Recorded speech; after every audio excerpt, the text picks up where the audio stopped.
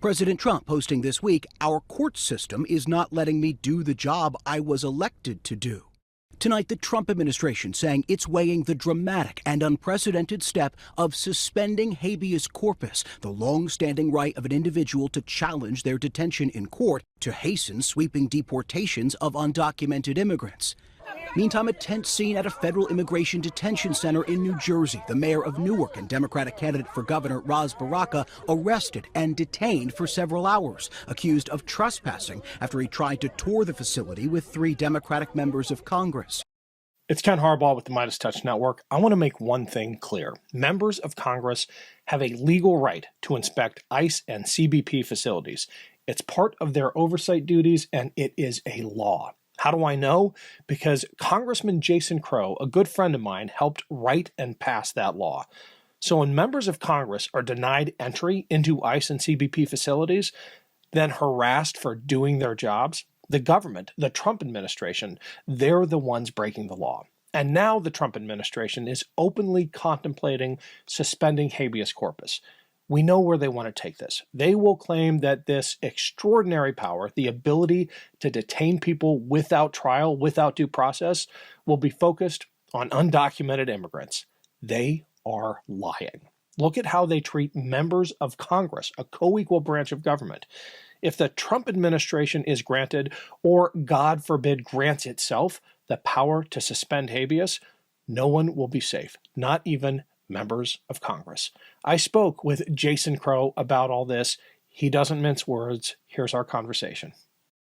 I'm joined today by Jason Crow, who represents Colorado's 6th Congressional District. He has been a vocal opponent of the Trump administration's policies and an even more vocal defender of the immigrants in his community, all the way back to the campaign when the immigrant community in Aurora was being attacked. We felt echoes of that here in Ohio as our community in Springfield was being attacked. Jason, what do you make of the latest assaults, the attempts by your colleagues to actually provide some oversight, and they're being threatened as a response? Well, Donald Trump is clearly threatened by anybody who has independence, anybody who has free thought, anybody who's going to exercise any type of oversight over him and his administration. This is the autocratic playbook, is quell any dissent, any independent institution, take over Congress, which the Republicans in Congress have unfortunately have allowed to happen so far.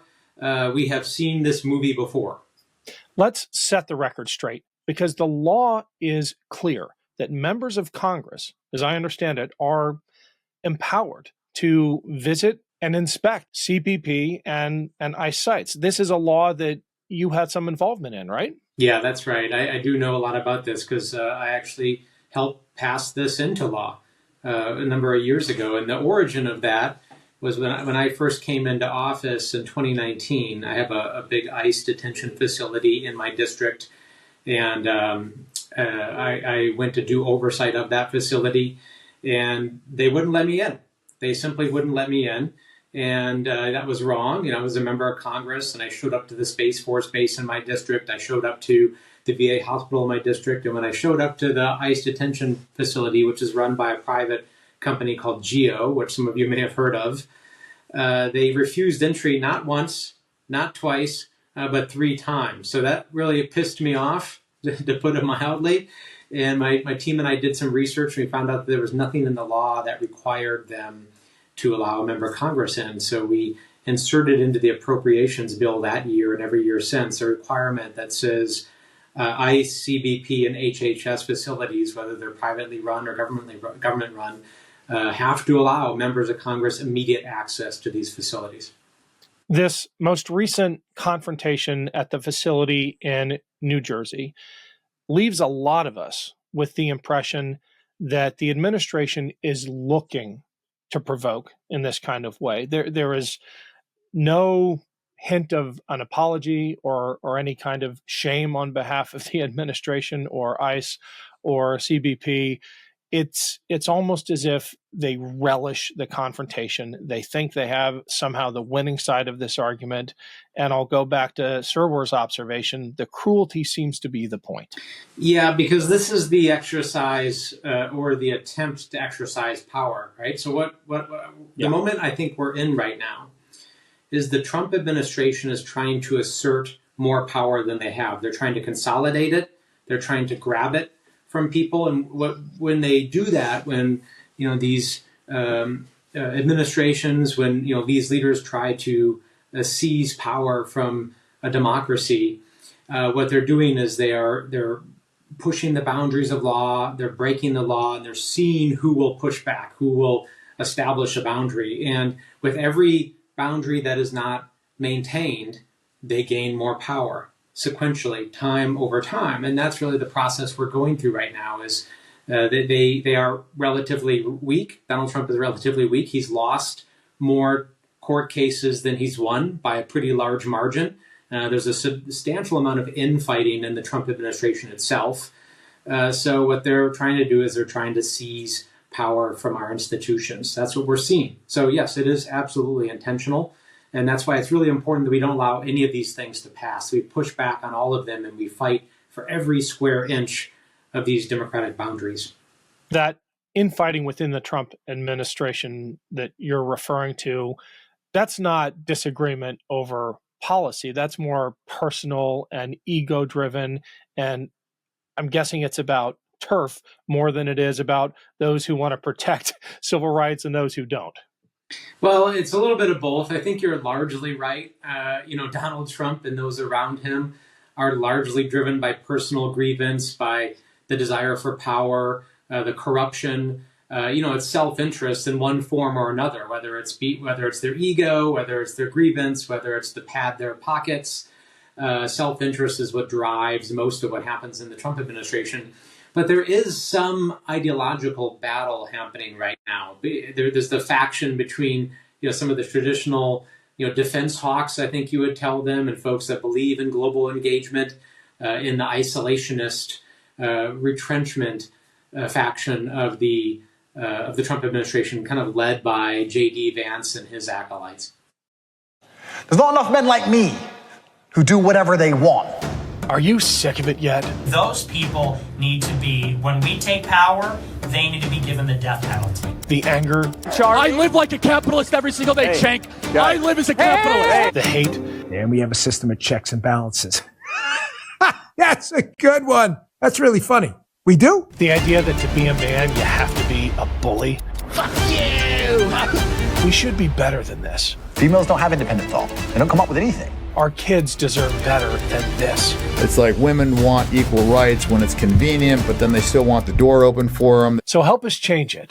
Subscribe to Valor Media Network, where you can find shows on sports, men's health, and patriotism without the resentment and division.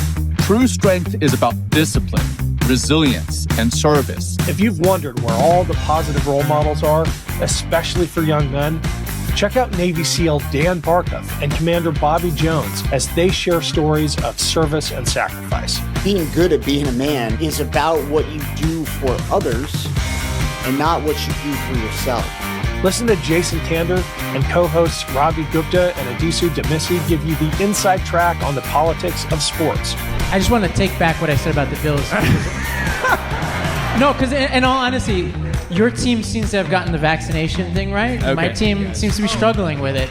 These shows and many more from Valor Media Network prove that you don't have to be an asshole to connect with young men today. Subscribe to Valor Media Network today.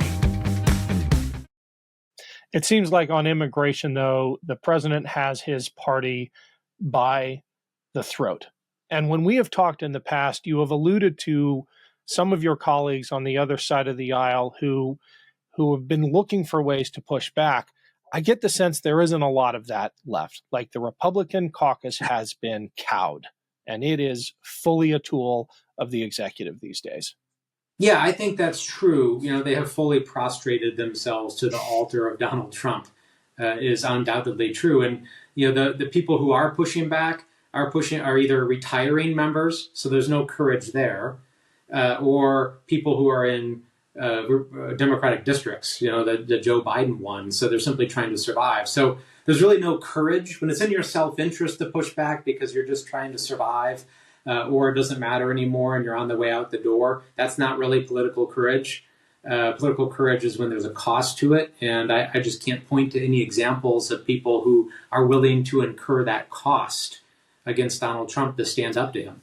The administration's strategy on issues like this, and we'll stick with immigration, seems to be to target what they perceive as unsympathetic characters so that they can win the battle for public opinion.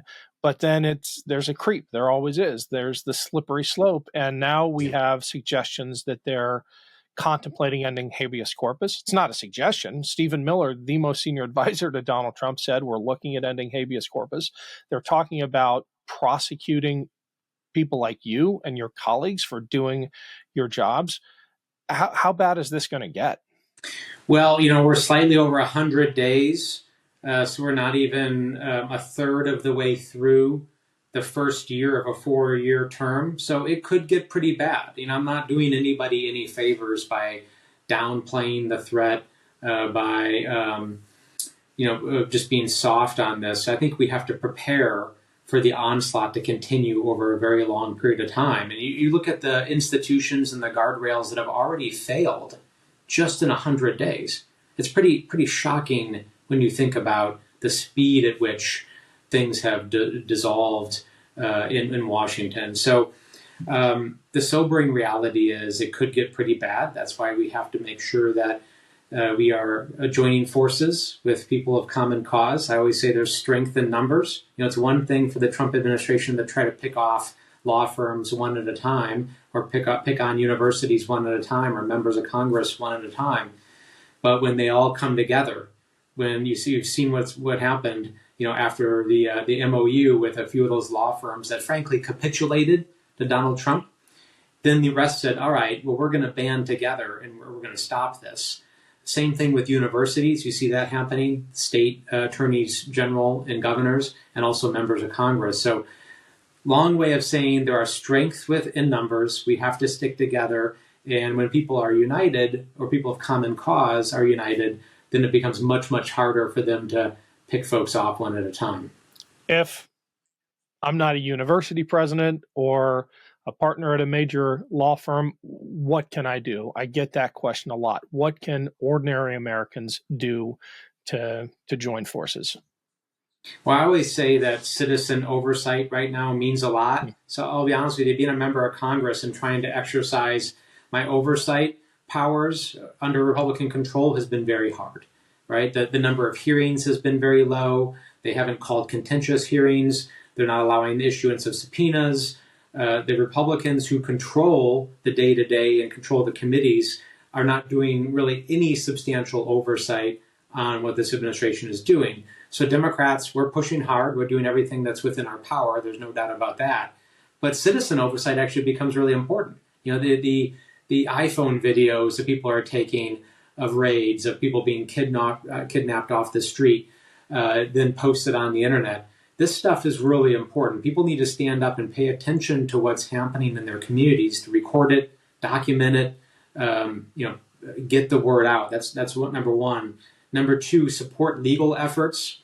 So I believe that the midterms will be our chance to reestablish a bulwark and a check against Donald Trump. We have to win the House majority, but we need time to do that.